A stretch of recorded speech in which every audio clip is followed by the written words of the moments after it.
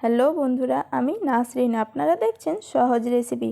আর আজকে আমাদের এই পিঠা রেসিপিটি ভীষণ সহজ। যারা পিঠা বানাতে ভয় পান বা পারেন না, তারাও খুব সহজে বানিয়ে নিতে পারবেন।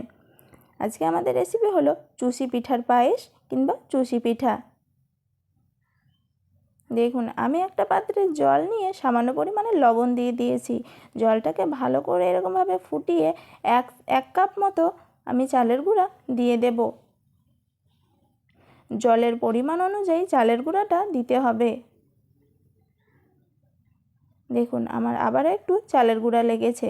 আমি দিয়ে ভালো করে এভাবে বানিয়ে নেব।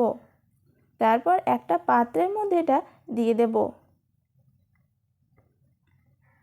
তারপর আমরা যেমন ময়দা বা আটার ডো রেডি করি, সেরকমই একটা ডো রেডি করব। আর ওটা খুব সফট করলে এটা হাতের মধ্যে লেগে যায়, তাই যতটা সম্ভব একটু শক্ত করে নামাবেন। তারপরে শুকনো পাত্রে একটু চালের গুঁড়ো ছড়িয়ে দিয়ে সেই মণ্ড থেকে একটু কেটে নিয়ে এরকমভাবে লম্বাকারে করে নেব। আপনারা চাইলে বাড়ির মার্বেল বা অন্য কিছুতেও বানাতে পারেন। এই জিনিসটা যতটা বড় জায়গায় করবেন ততটা ভালো হয়। তারপর এরকমভাবে নিয়ে একটা ছুরির সাহায্যে আমি ছোট ছোট করে কেটে নিয়েছি। আপনারা চাইলে হাতের সাহায্যেও অল্প অল্প করে নিয়ে এটাকে ভালো করে বানিয়ে নিতে পারেন।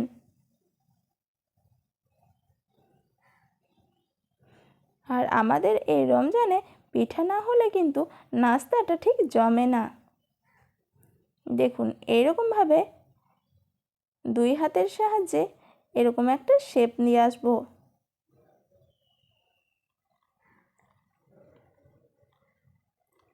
আর সবাইকে জানাই রমজান মোবারক। রমজান মাস মানেই একটা খুশির মাস, আনন্দের মাস। পুরো মাসটা জুড়ে নাস্তায় নতুন নতুন রেসিপি বানিয়ে খাওয়া বা সবাইকে খাওয়ানো, এর আনন্দটাই আলাদা। দেখুন, আমি একটা পাত্রে 500 গ্রাম মতো দুধ এরকমভাবে ফুটিয়ে নিয়েছি। দুধটাকে ফুটানোর সময় অবশ্যই খেয়াল রাখতে হবে এরকমভাবে ভালো করে নেড়ে চেড়ে নিতে হবে। তারপর দুধটা ভালো মতো ফুটে গেলে সেই চুষিগুলো এর মধ্যে দিয়ে দেব। একবারে সবগুলো চুষি কখনোই দিবেন না, অল্প অল্প করে দিয়ে একবার করে নেড়ে নেবেন। দুধটা ভালো মতো ফুটে এলে এর মধ্যে দিয়ে দেব 2টা এলাচ ও 2টা তেজপাতা। আপনাদের যদি এর গন্ধটা ভালো না লাগে আপনারা এটা স্কিপও করতে পারেন, কিন্তু এগুলো দিলে খুব সুন্দর একটা গন্ধ আসে।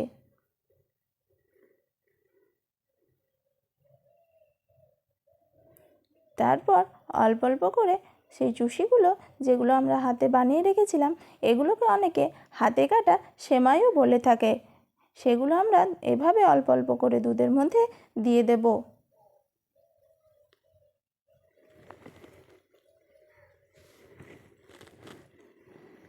দেখুন, একটার সাথে কিন্তু একটা একদমই লেগে নেই, সবগুলোই ছাড়া ছাড়া আছে।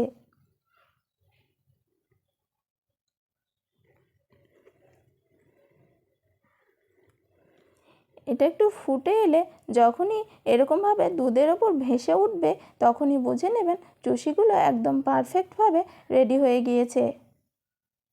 আর এগুলো ভীষণ নরম, মানে একদম তুলতুলে খেতে হয়। অনেকের হয়তো শক্ত হয়ে যায়, কিন্তু এরকমভাবে রেসিপি মানে এরকমভাবে বানান যদি, তাহলে শক্তটা হবে না। ফুলে আসা পর্যন্ত, যতক্ষণ না ফুলে উঠে আসবে ততক্ষণ এর মধ্যে চিনি দেওয়া যাবে না। যখনই চুষিগুলো দুধের ওপর ভেসে যাবে তখন এর মধ্যে অ্যাড করে দেব চিনি। আপনারা চাইলে শুধু চিনি বা শুধু গুড় দিয়েও বানাতে পারেন। আমি চিনি দিয়েছি আর সামান্য পরিমাণে গুড়ও দিয়েছি, যাতে কালারটা খুব সুন্দর আসে। গুড়টা দেওয়ার আগে একটু দুধ তুলে নিয়ে সেই দুধের সাথে গুড়টা মিশিয়ে তারপর দিবেন, কারণ দুধ গুড়টা ডাইরেক্ট দেওয়ার পরে কিন্তু অনেকের দুধটা কেটে যাওয়ার ভয় থাকে। দেখুন কালারটা কি সুন্দর আসছে। এই কালারটা আর একটা গুড়ের যে ফ্লেভার, সেটাও কিন্তু খেতে দুর্দান্ত লাগে।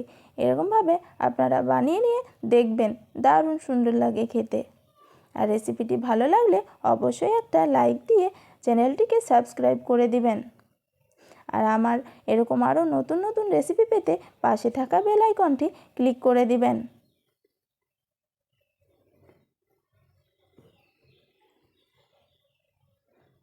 দেখুন আমি কিন্তু এবার গ্যাসটা বন্ধ করে দেব, কারণ খুব বেশি এটাকে টানিয়ে দিলে মানে এটা তো এক ধরনের পায়েস যেমন আমরা একটু মানে খুব টাইট করি না, কারণ একটু ঢিল ঢিল রাখি, কারণ পায়েস ঠান্ডা হয়ে গেলে অটোমেটিক জমে যায়।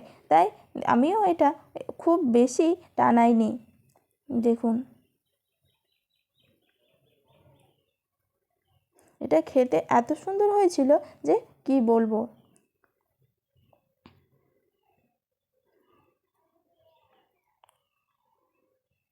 আপনাদের পূজার সময় এরকম চুষি পিঠা আপনারা বানিয়ে নিতে পারেন।